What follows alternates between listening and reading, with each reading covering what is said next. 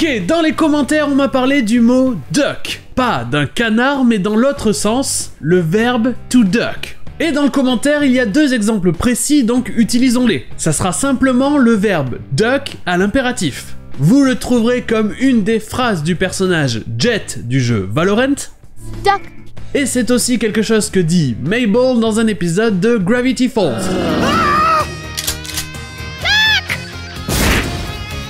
Et ici, le verbe to duck veut dire simplement baisser la tête. En général pour éviter quelque chose. Et à partir de ça, ça veut dire plusieurs choses dans le même genre. Comme par exemple se baisser, se mettre à couvert, ou encore aller se cacher quelque part rapidement.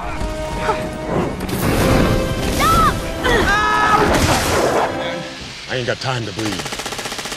Oh. Okay.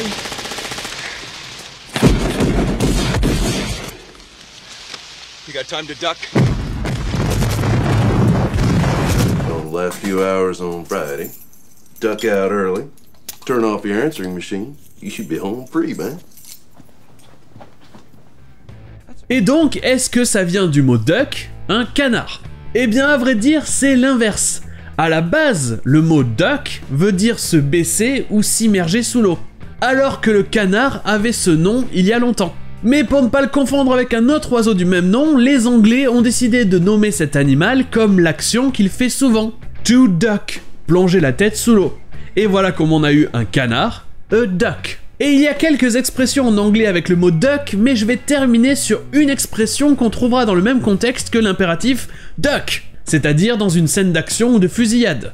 Je parle de l'expression to be a sitting duck. Littéralement, ça veut dire être un canard assis. Et ça veut dire être une cible facile. Parce que pendant la chasse, c'est plus simple de tirer sur un canard assis que sur un canard en train de voler. Donc pendant une fusillade, si vous êtes à découvert ou alors que vous restez au même endroit à attendre l'ennemi sans rien faire, vous êtes comme un canard assis, a sitting duck, c'est-à-dire une cible facile.